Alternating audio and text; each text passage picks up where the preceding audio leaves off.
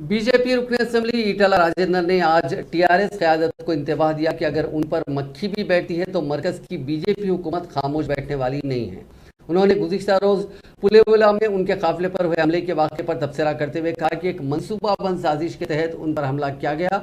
उन्होंने कहा कि मरकजी वजीर किशन रेड्डी इंतखाबी मुहिम चलाने पुलीवेला आए थे, लेकिन मरकजी वजीर को ही टीआरएस के गुंडों ने इंतखाबी मुहिम में रुकावटें हायल की और पुलिस खामोश तमाशाई बनी रही। उन्होंने कहा कि उनके कत्ल की साजिश की गई थी। बीजेपी के दफ्तर में मीडिया से बात करते हुए राजेंद्र ने कहा कि पुलीवेला उनका ससुराली गांव है और उस गांव में उनकी अहलिया जमुना घर घर पहुंचकर बीजेपी की इंतखाबी मुहिम चला रही थी।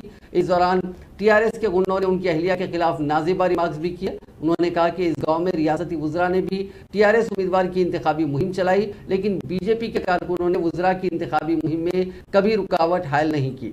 राजेंद्र ने कहा कि तेलंगाना तहरीक के दौरान वो घर से निकलकर महफूज तरीके से शाम में घर पहुंचते थे, लेकिन आज तेलंगाना बनने के बाद हालात बिगड़ गए हैं।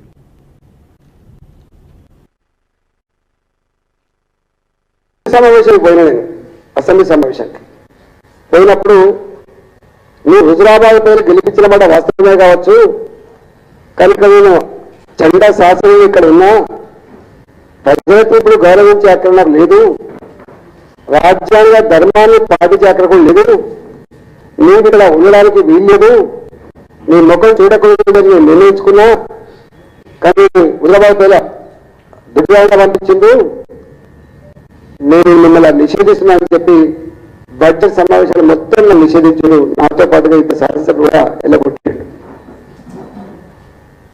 మొన్న మళ్ళీ సమావేశం జరుగుతున్నప్పుడు గంట ఆశతో పోయినా, ఎందుకంటే అప్పుడేమో గెలిచిన వెంటనే శాసనసభ సమావేశాలు, ఈసారి కూడా టైంలో ఉంటుంది కాబట్టి గతంలో అనేక టెంట్ల కింద అనేక సంఘాల సమస్యల మీద మాట్లాడిన బిడ్డగా